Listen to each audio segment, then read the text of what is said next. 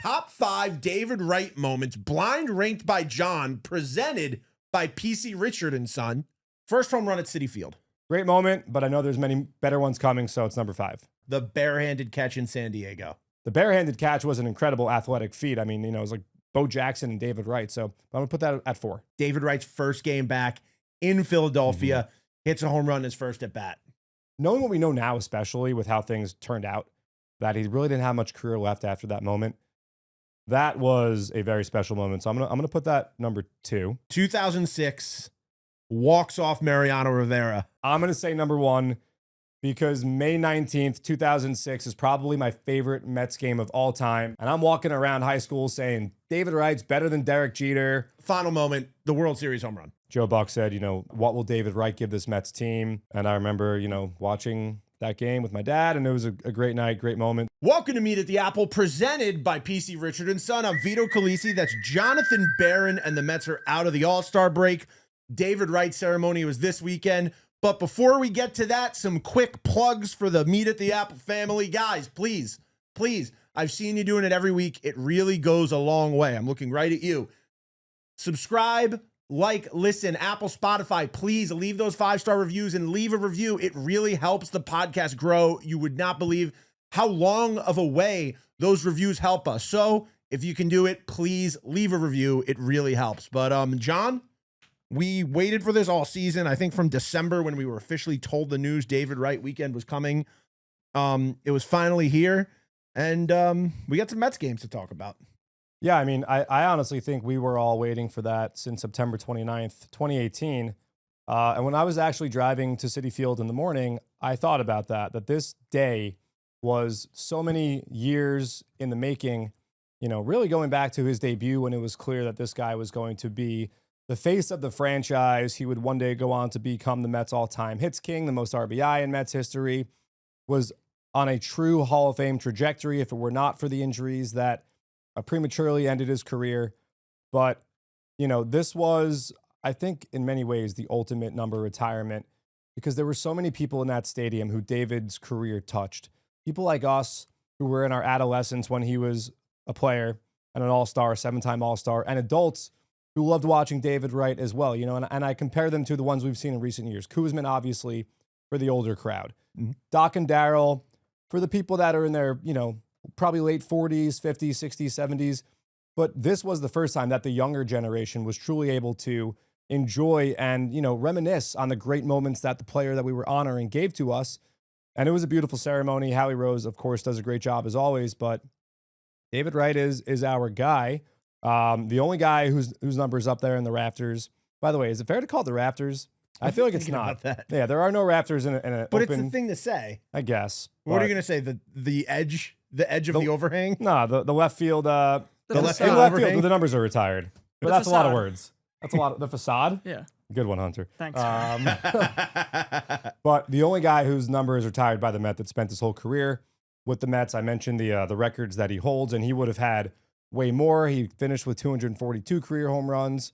Obviously, Darryl Strawberry, currently the Mets all-time home run king. But it really was a great day. It really brought back all the feels. It was so cool to go through a lot of the footage that we played during the game. His greatest moments, barehanded catch, first home run, first hit, first time he was on the field at Chase Stadium, his WBC accolades, the Grand Slam, walk-off against the Yankees, his first career walk-off home run against Heath Bell and the Padres in summer of 2008. A Grand Slam he hit against Eric Bedard in, I think, June of 2006. I mean, the list goes on and on. So it really was an awesome day. And to see so many Mets fans pack this place, there was not a dry eye in the house, and there was not an empty seat in the house. And that's how it should be. So kudos to the Mets fans. And congratulations to David, who I'll still stump you on trivia, David. There's a whole lot more. Whole lot more. I feel like this was, and I talked to our editor, Mo, about this like a few months ago, about how of all the number retirements, this one felt like the most for the fans. Like, David had such a special connection with Mets fans because he grew up a Mets fan. And because, like, that team might not have won a World Series like the 86 team did or the 69 team did, but he had such a special connection with this team because he was the face of this team in some of the worst years the franchise had. And he saw the team go from this powerhouse to this, like, what are we doing every year, back into this World Series contender. And then, like, you think about it, just 1 year after he retires, Pete Alonso shows up the next season, and then the Mets start to change and the whole culture starts to change. So just seeing David Wright kind of be the centerpiece of this era that brings us into the current day Mets and the relationship this fan base has with him. I mean, it was so special.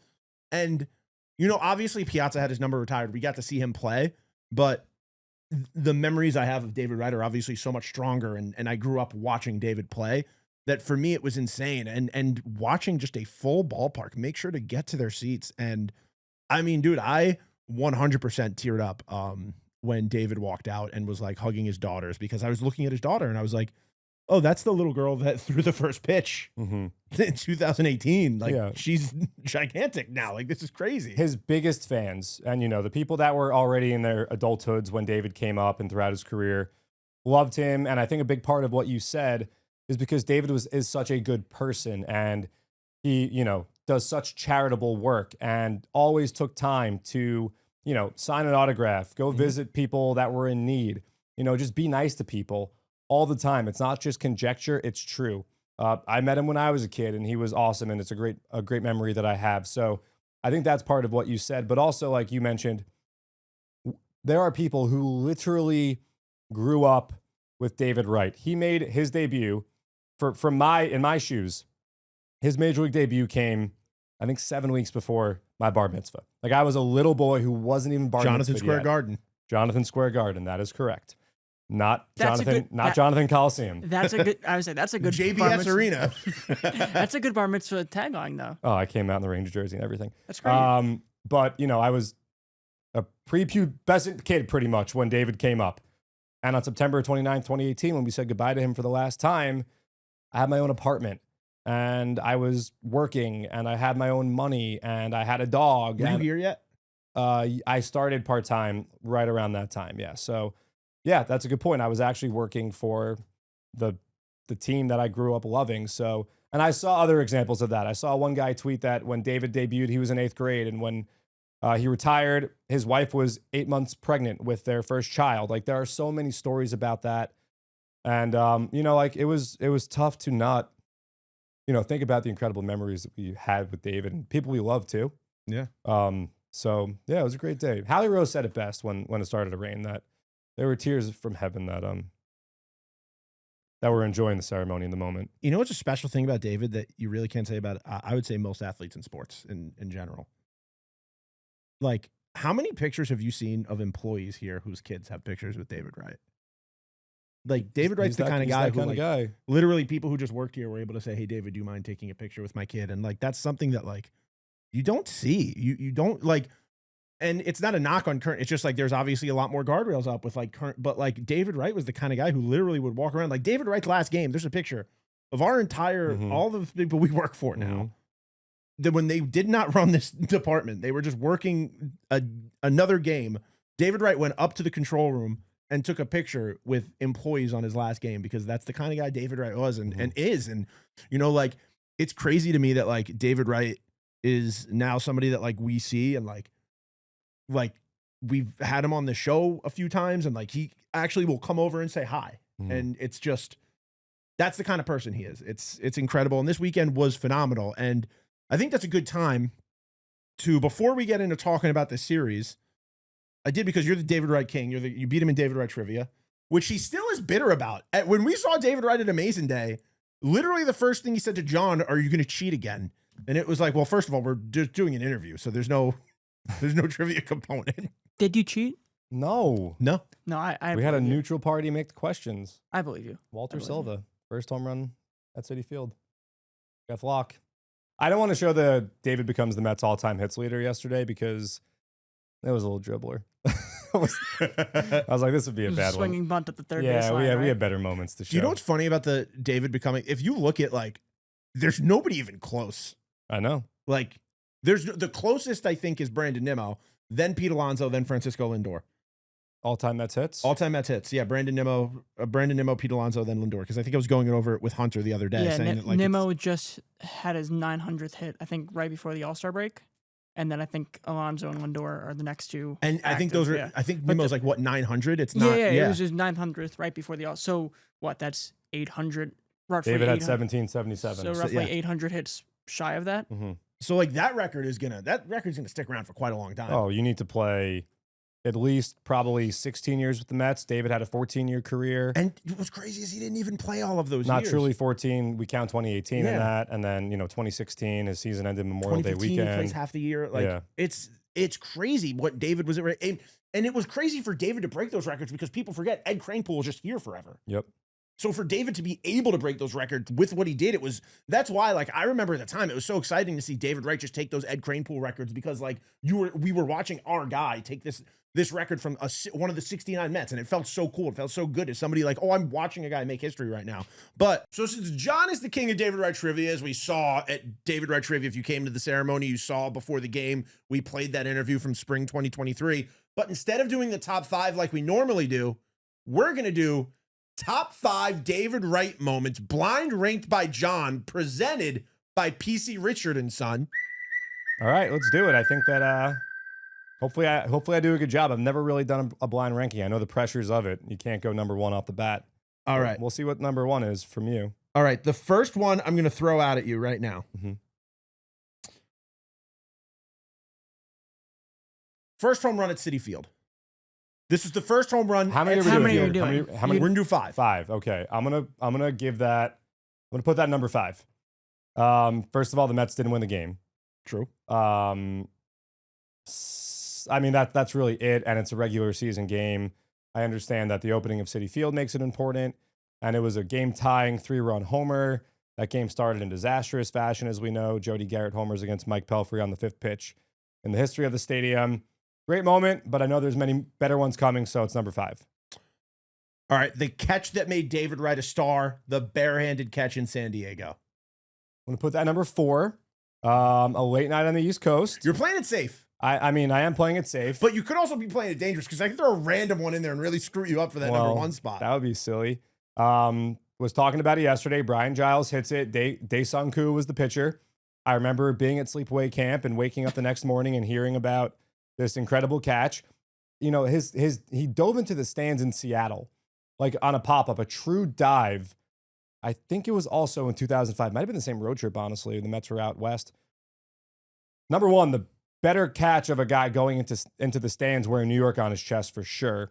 But I always thought that the Seattle catch was arguably better than the barehanded catch because he had to also deal with people in the way and a sea of arms and hands and fingers trying to catch it. But the barehanded catch was an incredible athletic feat. I mean, it was like Bo Jackson and David Wright. So I'm going to put that at 4. All right. 2015 could go a few different ways here, Mhm. but I'm going to go David Wright's first game back in Philadelphia, hits a home run his first at bat.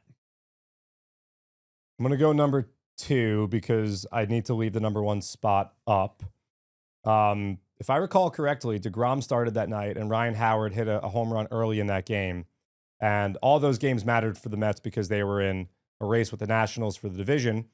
And obviously his return was long anticipated. I was there the night that he got hurt.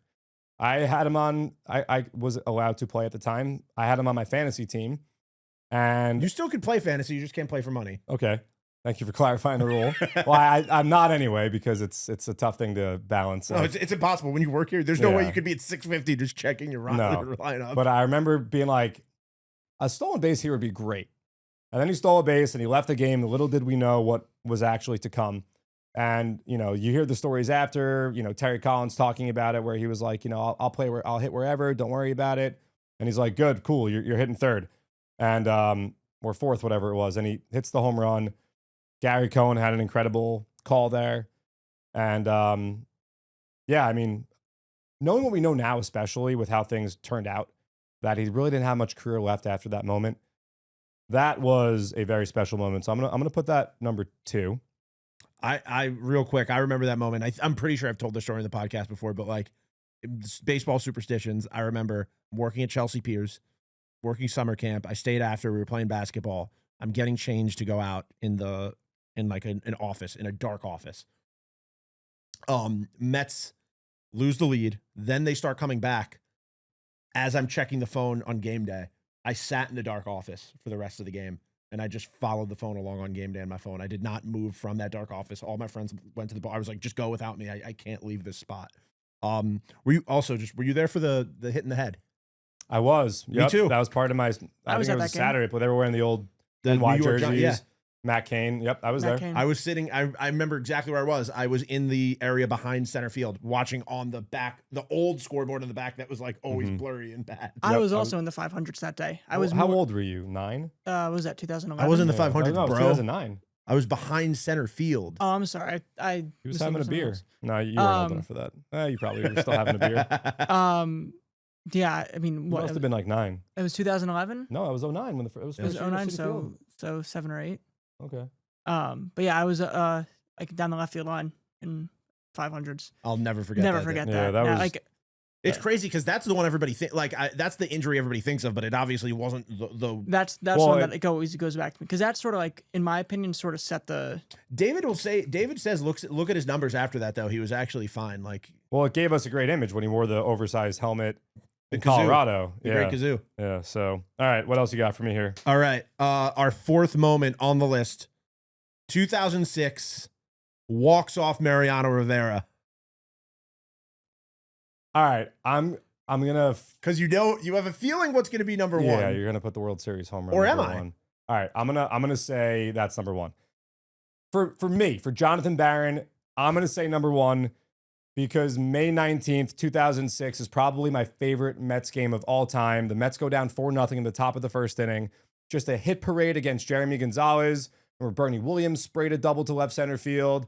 And that was a big Subway series. I believe that was the first installment that year. The Mets had a really good team for the first time in a long time. The Yankees were a big, bad wrecking crew. And the Mets come back. Beltran, it's a 3-run home run. Bottom of the first, gets the Mets right back in the game. The Mets tied the game. I think Kaz Matsui had the game-tying hit. And then Mariano Rivera comes in the game. And, the Subway series was hot. That was when that was arguably David's best year. I know he cooled down second half, but the first half, that was like the best stretch of baseball we had seen. And I'm walking around high school saying, David Wright's better than Derek Jeter. And he puts one over Damon's head. The next day didn't go well. I don't know if you know what happened the next day. The Mets blew a 4-0 lead late. Wagner came in 4-0 in the 9th inning, blew it. But we don't have to talk about that. But that is just such a fun moment, a memory.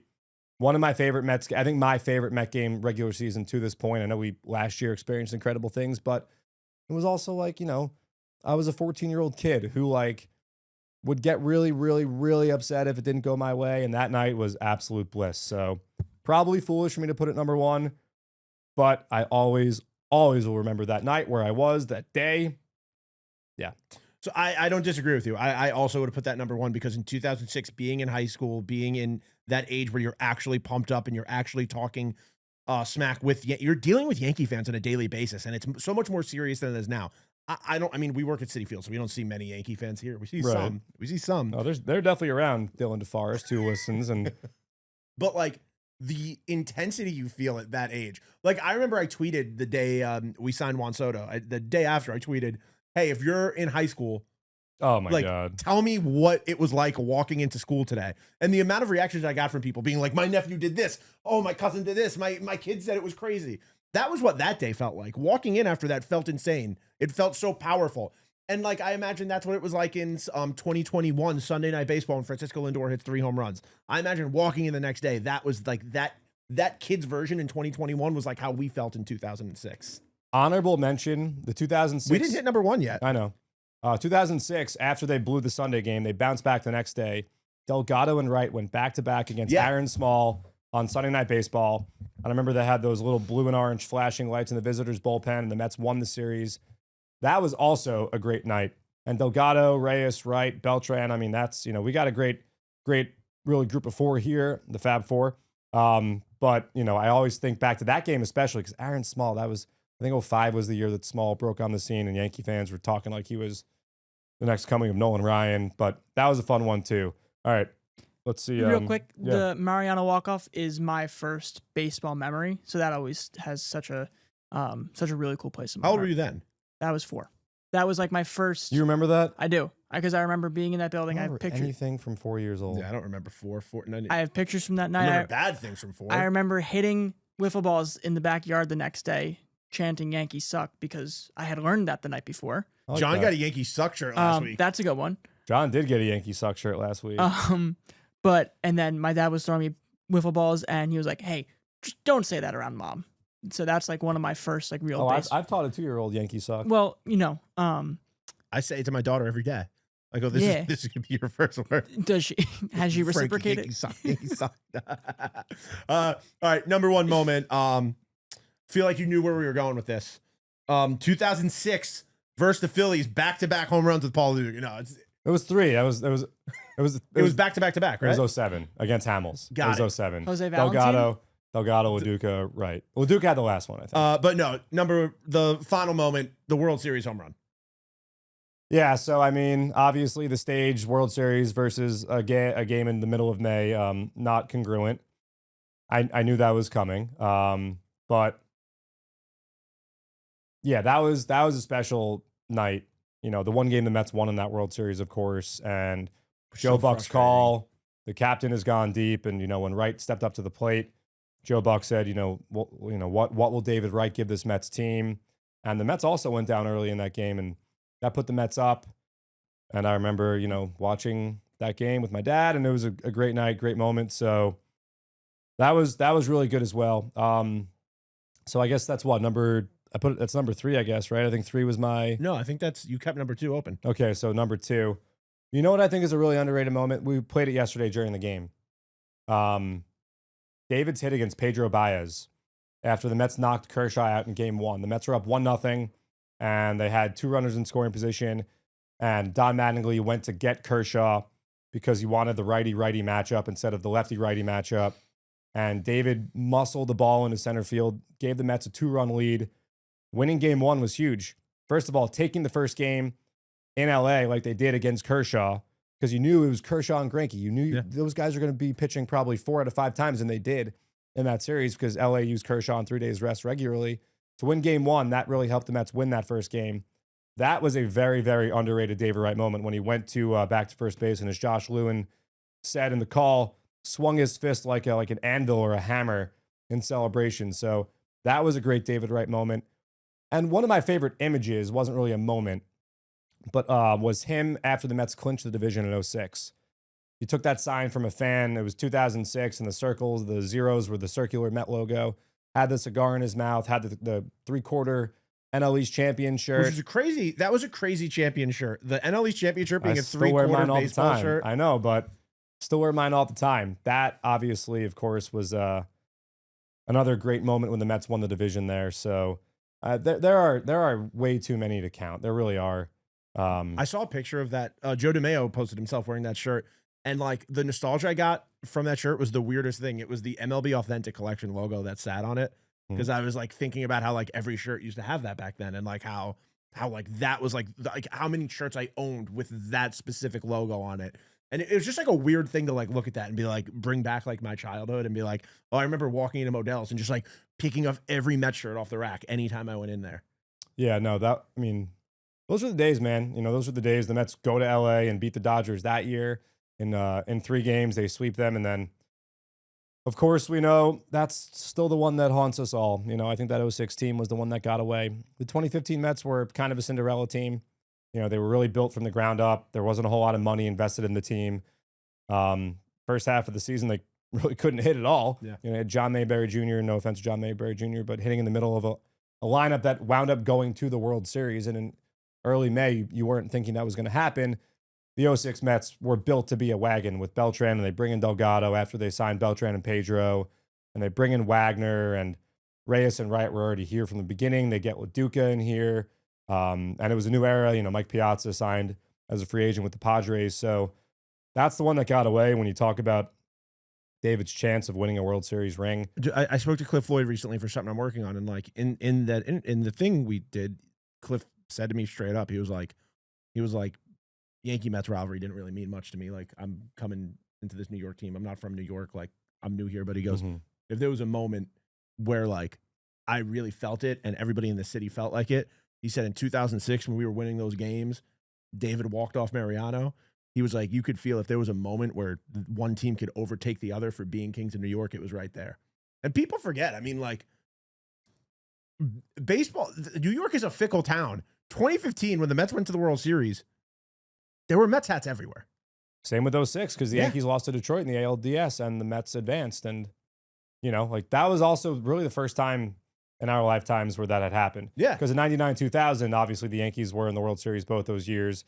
The Mets only 1 year. And, And then 86, if you look at, but it's funny because if you look at like just movies and television, if you look at stuff from the 80s in New York, you see, New York was a Mets town in the 80s. Of course. I mean, yes, there are Mets fans that are diehard that would never toe the line.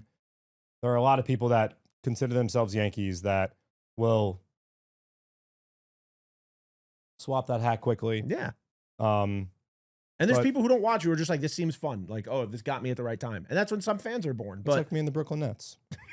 or the Knicks. Or the Nets. Or the Nets. Yeah. You ever go Pacers? Nah, no, I would never do that. Well, the Knicks playing the Nets or the Pacers actually reinvigorated my Knicks fandom because I didn't want to see the Pacers win. Really? I would have thought that like your time there, man. Like, no, the opposite. But you love IU. Yeah, but they would walk around saying Hicks hate the Knicks. And when you're out of town, you feel that pride in your city more than when you're here. Yeah. You're like one of the lone Knicks fans. So I used to go see the Knicks play Indy all the time, actually. How much cheap were the tickets? It must have been nice. Well, I got nice seats, so anyway. But still, I mean, like you probably like how much it was. Yeah. When I was a kid, I wanted to go see a Knicks game. I had to pay like crazy prices just to walk into the building. Yes, I can. And that was to see the David Lee Knicks. Shout out David Lee, good player. All right, so did some David Wright talk, which I mean, I'm not gonna lie, like even us just talking right now, like I felt myself getting emotional because like it's a special thing and it was a really special weekend. And thank you to all the fans. I mean, that's got to be close to what, like 130,000 fans that just walked into this building over the weekend. Oh yeah, Friday was a great crowd. We had the wave conversation a couple months ago, and on Friday night the Mets were down 7-2, 7th or 8th inning, and the whole stadium is electric doing the wave, and I loved it. Like your team is down 5, the win probability tells you it's probably not going to happen, and yet everyone is just into it, having a great time. I thought that was a great job by the Mets fans. And then the team rallies. They get the tying run up to the plate, even after being down 8-2 going into the 9th inning. So that was awesome. And, we talked about this before we started. You come out of the All-Star break, you're going to see a team's best starters. So the Reds were able to line up Nick Lodolo, Nick Martinez, and Andrew Abbott. And Andrew Abbott's been one of the better pitchers in the National League this year. Nick Lodolo is basically Chris Sale reincarnated. The Reds are, very, very good in the starting rotation. Top 15, I think a 3.79 team ERA. So starting rotation ERA. And, you are going to get challenged when you come right out of the break. Sean Manaea looked great again. So that's an encouraging sign as the Mets continue to build him up. I get why they're being cautious with him. It's about having Sean be the best version of himself in October, which last year, we didn't really see that, especially once the NLCS came around. And that second start especially, Sean acknowledged that he, kind of hit a wall a little bit with all the innings and the strenuous innings that he had thrown. So I think the Mets are being smart with Sean Manaea. Yes, it didn't work out in the end that night, but very encouraging that Sean Manaea was as dominant as he was. And then, Saturday's game, that 9th inning was the epitome or epitomized the cliche, it's a game of inches. Because, Soto is literally an inch or two away from a game-tying 3-run home run. And then he gets rung up on a check swing that might have been, by centimeters, not even inches. So, again, tough. The Mets on Saturday, they kind of did it to themselves with some defensive woes. The snap throw to first, and then you had a chance to get out of an inning with a double play ball and a throw that pulled, I think it was McNeil off the bag at second base, and you don't get 2, and instead the Reds score a run there. So, you can't give away outs in this league. You can't give away runs. The Reds are 52-48, by the way. You look at the NL wildcard standings right now, they're the first team out of the cut line, 2.5 back. It is going to be a tight race. The Reds are a good team. Like I said, they have good starting pitching. There's going to be a lot of buyers. There's not that many sellers. This is why I've said MLB really needs to reconsider its deadline. So policies. last episode, I asked you when the last time the Mets won the last game before the All-Star break was. When do you think the last time they won the first game out the All-Star break was? Yes. Meek Phil tweeted that today. But yeah, dude, I gotta give my friend Evan credit. I got a Yankee fan text after the Juan Soto foul ball that was pretty funny. Gone Yankee Stadium. The text was, It would have been gone Yankee Stadium. the text was, that foul ball would have been a home run at, in quotes, Little League AL ballparks. I mean, I got to give him credit. It was funny. we almost saw his first Citi Field home run that I night remember against that. the Phillies where the lights went out. And then the one that really stinks is June 13th, where the Mets were up and then they gave the lead away and they were down 2. And he comes up in the 8th inning and hit a ball that off the bat looked gone. And the launch angle and the exit velocity, usually that's a home run, but it just died on the warning track in the glove of Brandon Lau. So it wasn't the first time we saw it. Obviously on David Wright Day. Seeing David get excited for it really hurt too. Hurt a little bit more. But, you know, those are the breaks. But the Mets bounce back on the Mets Sunday. are 500 in number retirement 8-8, ceremonies. right? Yeah. And I only bring that up to say, I feel like fans always say they lose every ceremony day. They lose every. They won Doc. Fans like to. I'm just saying. I feel like a lot of you see that on Twitter. Oh, another ceremony day. They're going to lose. I mean, I can think about ceremonies I remember with the Rangers. They lost Richter for sure. I know they won. I know they won Messier. They won Graves. They won Graves. Messier was a great game against Edmonton. They scored 12 seconds in overtime. Yager. If you listen to this podcast and you only and you're a big Rangers fan, and you only knows the Ranger talk. I have a very specific knowledge of the Rangers, and it's Adam Graves and anything from 05 to 2010. The good days. Actually, those were kind of the good days. But I know that they're 8-8 in those games. But Sunday, the Mets bounce back. Very important, close game. Don't homer. Find a way to win. You know, getting guys on base early. Soto walks. McNeil doubles against the tough lefty, Brent Suter, who was there to face the lefties. And then, you know, Soto with a great job base running, breaking on contact, getting a great first step, great slide across the plate. And then Ryan Stanek comes out of the bullpen to shut the door. Shout out Edwin Diaz. You know, the run he allowed wasn't his. It was almost identical to the All-Star game. Yep. Mendy was aggressive, but Edwin gets out of it. Yeah. And he went to 3 balls with the bases loaded, and he was a ball away from forcing in the go-ahead run. Worked his way back in the count, got out of it. Game is still tied. Mets answer right back. How about David Peterson? The Mets are now stud 10-0 in David Peterson's home starts this year. A great statistic from Mets PR, specifically Samantha Levin, who dug this nugget up. The last Met pitcher who had his team win at least 10 or more home games to start a season was David Cone. That's the record, 11 straight. So next time David Peterson starts at home, he'll have a chance to tie that record. But, you know, he really is a stopper. Today was a stopper game. Yeah. You didn't want to lose this game. I just mentioned Andrew Abbott, the great season he's had so far. Just mentioned the Reds are a pretty good team. David falls behind early, gets a couple big double plays to help him out. And the Mets, once again, victorious. He has a 1.91 ERA coming off his All-Star game appearance. So shout out David Peterson for once again completing 6 innings and just really becoming an ace of this team. Just a guy that when he takes the ball, he is always giving his team a chance to win. He did just that. Turned it over to the bullpen. Oscar Brazabon pitched a clean inning. Reed Garrett got a couple of outs. We know the rest. But shout out David Peterson, which I think is probably the most uttered term on this podcast this year. Yeah, man, dude. David Peterson is just turning into a guy where every night you watch him pitch, you're like, you know, we don't talk about contracts and stuff on the show, but he's the kind of guy you look at and you're like, I would love to see an extension for David Peterson. It's the kind of guy you look at and you're like, I want this guy to be in the team long term. Homegrown Met. And also a guy who's been through so much here, like a guy who's been forced to the bullpen, been demoted to the minor leagues, worked his way back. Last year in the playoffs, took not the demotion, but took the role of being out of the bullpen, knowing that was the way that was going to help the team the most. Oh, he was invaluable. And not having the glorified starter role. Like that, he was such an important part of that. David Peterson has just been the Swiss Army knife of just always finding a way to help this team. So he's climbing the Mets all-time rankings, especially lefties, past even now top 10 strikeouts among left-handed pitchers. So, you know, he's a guy that he's really becoming a great Met pitcher. So it's great to see, especially a first-round pick, homegrown guy. It's always funny when you see minor league footage of him and you see that long. It just doesn't. David Peterson's look is like a college player in his first 2 years in pro ball.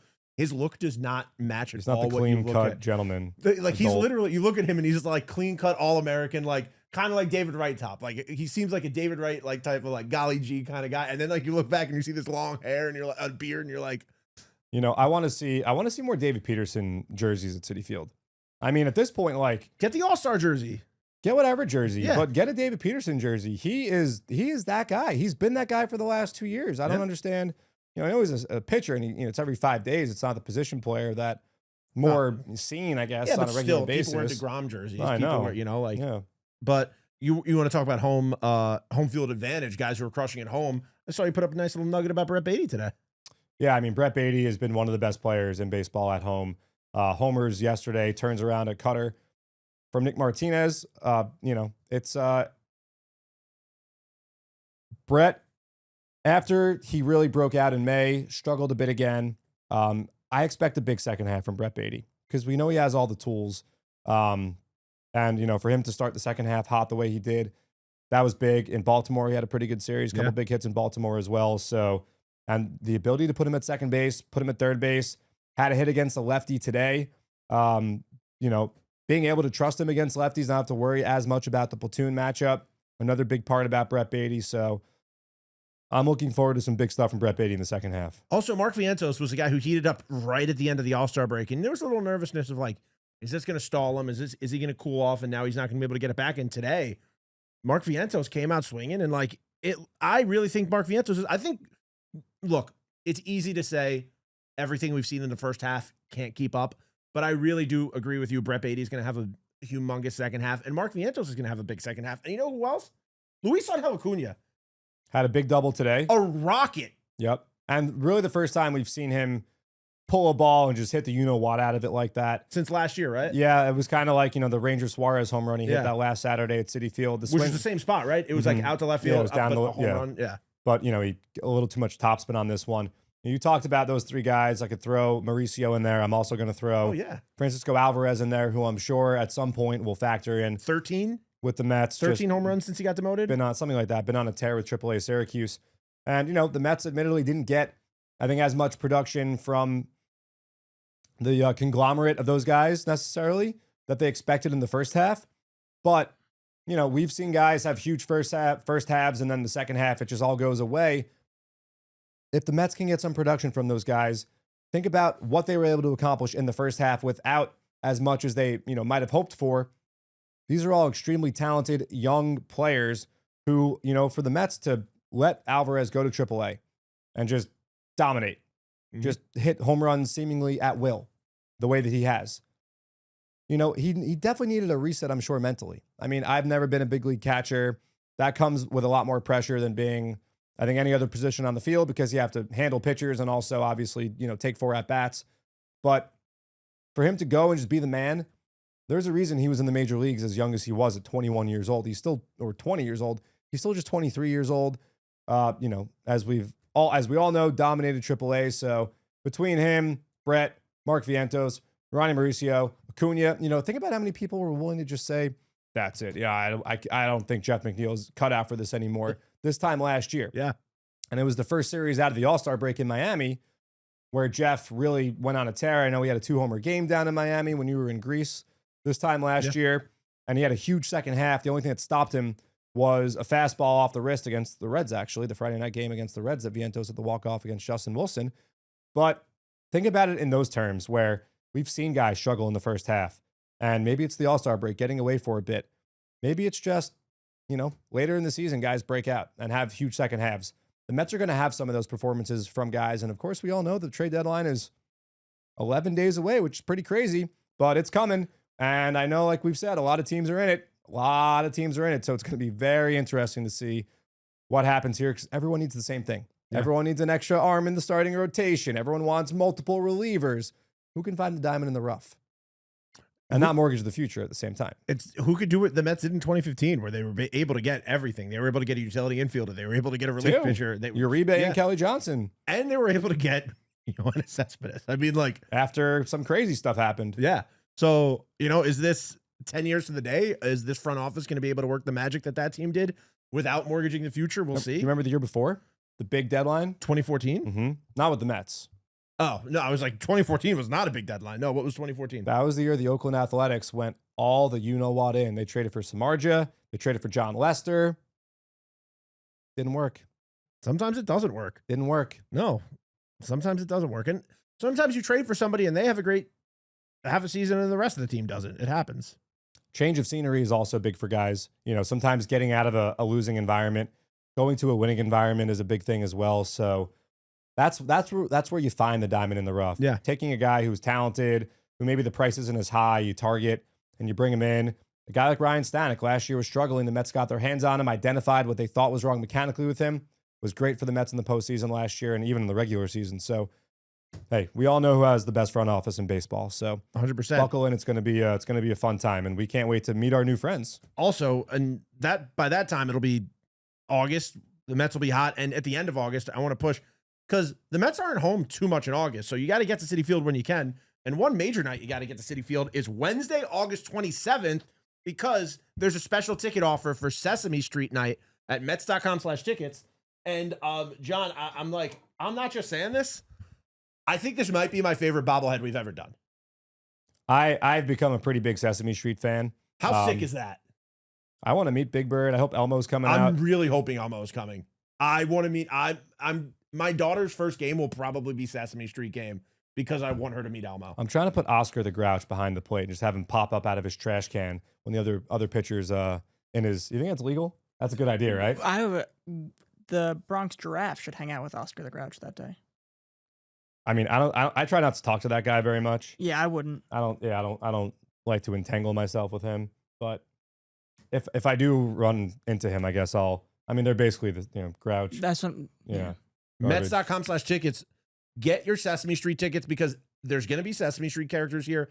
And this bobblehead, if you come to this game with kids and you don't buy the special ticket package, you're asking yourself for a nightmare situation where your kid is begging you, why did then you have to go on the eBay. And then the markup. Then yesterday's prices aren't today's prices. Like the Mac Miller bobblehead doll, which is going for like $400 in Pittsburgh. Really? Did you know that there was like a One Piece, the anime show. There was a jersey in Boston, and like somebody gave it to somebody gave it to somebody. I handed it off to John Grady yesterday. He showed it to me on eBay, and he was like, it's going for like $200 now. That's how it goes. So be here for Sesame Street. It's such a good bobblehead. Like this is one, it's substantial. It is a perfect like mantelpiece. Like I'm taking a little too much time to talk about it right now, but like he's on Citi Field. You have the lamppost. It's get to Sesame Street Day. That's Wednesday, August 27th. Special tickets, Mets.com/tickets. If you're listening to this today, Monday, it is WWE night tonight. There's also a special ticket package. You can get Mr. Met Yeet bobblehead Jey Uso, another sick one if you're a wrestling fan. You might have that Todd Frazier bobblehead from a few years ago. This one's a little more evergreen, a little more you can keep this for a long time. We're gonna have some. There's gonna be some stars. The two women that competed in the. Is it public? Can we say who they are? Yeah. Okay, cool. Tiffany Stratton and Nia Jax. Yep. And they might be competing for another belt tomorrow night or Monday night, perhaps. So you want to be here for that. That's exciting because usually Monday nights you're watching Raw. This is Monday Night Mets, and you're seeing two ladies go at it. And Tiffany Stratton's a big deal right now. Tiffany Stratton is legit She's the champion. I've been watching. I watched the title bout. So be here Monday night. That is tonight. If you're listening to this in the morning, like I know so many of you do, Mets.com/tickets. Get your WWE bobblehead special only with the special ticket. Don't show up thinking you're getting it if you just have a regular ticket.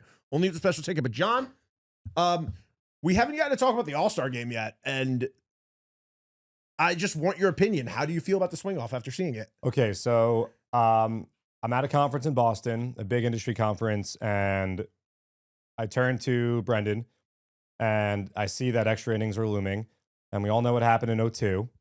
And I said to him, well, they're not going to call it a tie again, but, they're not going to throw more pitchers than they have to. So Did you forget about it? No. Oh. No. Forget about what? The swing off. No, I knew. Oh, okay. So I jokingly turned to him, and I said, equivalent to what the NHL does for a shootout, I was like, what are they going to do? Have a home run derby to settle it? Totally sarcastic. And then I turn around, and they're having a home run derby to settle it. I think it's the perfect way to do it. It's exciting. It's fun. People talked about it. So I'm all for it. Do I ever want to see it determine a regular season game? Absolutely not. All right. No. I have No. an offer. Nope. You have to let me say the offer. Okay. All right. We get rid of the Ghost Runner. Okay. We do Already know. We do 3 innings Okay. of regular baseball. Okay. No. And then after the 11th inning, Here's the problem. Who's throwing the ball? Who's pitching? It's the same. It's your bullpen. It's your bullpen. It's You So now a quality BP session could help impact a game. Yeah. So now like a guy that's on the roster is getting involved in a game. Yes. Yeah, you can't have that. See, my question. The only way to do it would be with a neutral pitching machine where it's just like a robot. So it's even both ways. Here's the problem. In soccer, penalty kicks. In hockey, the shootout is still shooter, goalie, offense, defense. When you take away the offense versus defense side, the pitcher-batter matchup, you're not playing the sport anymore. It's a one-sided thing, essentially. But then it's you're just offense. But then you're just throwing then you're just playing baseball. If it's I get it. I'm not saying have a pitcher-batter because then you're just playing baseball. Right. I get that. Position player pitchers. No, it would have to be a neutral pitching machine that is essentially throwing the same exact pitch to both teams. Everything in the same spot. It has to be perfect. Same velocity, same location, same spin, same everything. Then maybe, just maybe, but I would only do it if we had Ghost Runner for 4 innings and no one scores. Because So that's you the 13th. keep the Ghost Runner. Yes. And go to the 13th. Yes. Because So- once you get to the 13th with the Ghost Runner, it's excruciating. So I was talking to a friend about this, and their suggestion, which I think maybe you'll like, was if you were to bring this element in, you change baseball season to more of a hockey system that's points-based. You also can't do that because then you are changing the history books. And I mean, you want to change the leagues. realignments happened before, but it's always been wins and losses.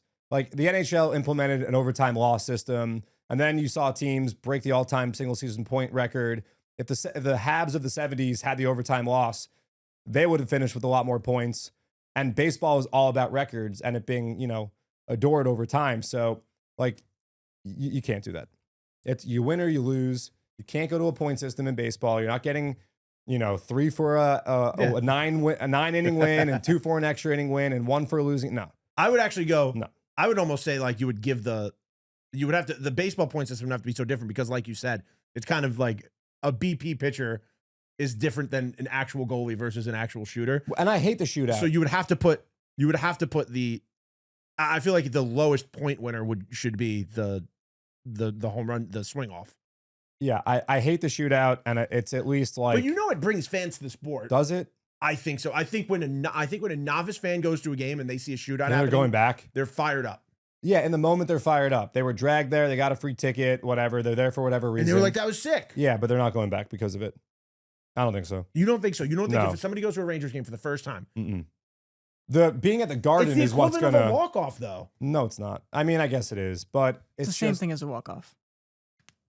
And I'm not I like guess, but a walk-off is real baseball. Like a true That's ninth true. inning walk-off is No, for not sure. the same as the shootout. Look, it's ridiculous. Because, It's you know ridiculous. why? Pete Alonso didn't get the MVP. Like that's Yeah, if Aranda hit one more home run and got to Yeah. Pete, then Pete's the winner. and Pete walks off, and then it's even sicker. In hockey, the 3-on-3 overtime is the most exciting thing because you're still doing the sport that you just watched, but in a more upbeat, entertaining way. That is the equivalent of the Ghost Runner. What about I'd rather see runner on third, no out. What about a 6-man? What about a 6-man out defense situation for baseball?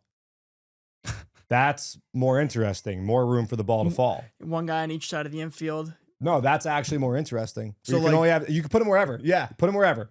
Only 6 guys. So you have to have obviously pitcher catcher. Mm-hmm. And then So you that's have 2. 4 other and then you have guys. 4 spots. And at that point, it's who has a reliever that can strike out the most guys, keep the ball out of play, So you're probably or gonna, get the you're most probably batted gonna ball give luck. up if you're no Ghost Runner, you're probably going to give up your third baseman and have him play back because you You need a guy on the left side of the infield, probably 2.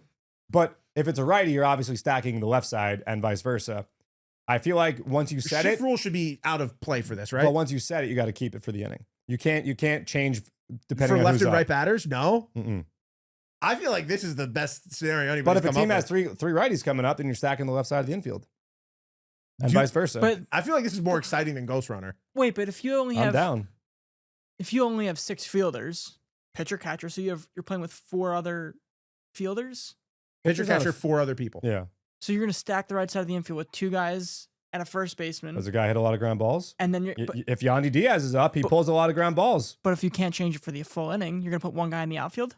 Maybe. And hope that This is a good conversation. you get some you fly also- balls this hit the is- center field. I think you have to have a specific pitcher. You kind of have to have the most athletic pitcher on your roster there because Cover you need somebody ground who and can cover infield. first. Yeah, you have to have a pitcher who's basically covering first and second even. All right, 5 fielders. So 7 7 total, including pitcher catcher. You keep someone at first base. You need someone at first base. You put. Although you really don't. You really That's do. what I'm saying with the athletic pitcher. If you have a fly ball pitcher, you don't need him. If there isn't a throw across a diamond, what do you need him for? Is there a ghost runner? I forgot how this. No ghost runner. That would be ridiculous, Hunter. This whole conversation's ridiculous. I don't know. This was not on the agenda. This was just something I just whipped up and just threw out here. This is good. We could be, but it's better. There will never ever. So you would put this above swing off? 100%. Would you put this above ghost runner? Nah. Well, I mean, more zany. Yeah. I also like the golden ball rule. Oh, the one that came up. I like that. That Manfred mentioned. Yeah. Or you could have anyone come back up. I like that. I like that too. We talked about that. Those are fun. I have a zany one for you that I think I might have mentioned you before, but I'm not sure if I have. Instead of only getting 2 throws to first base, throws to first base are balls. It's effectively the same thing. Yeah, but you just have to be a little more careful with it. That's not bad. I remember I told you a WFAN caller last year that you liked. Which was if you intentionally walk a guy, if you do it more than once in a game, every time you do it, they get an extra base. And you like put him on second So base. if you get an intentionally walk for a second time, you're at second base. You're at second base, yeah.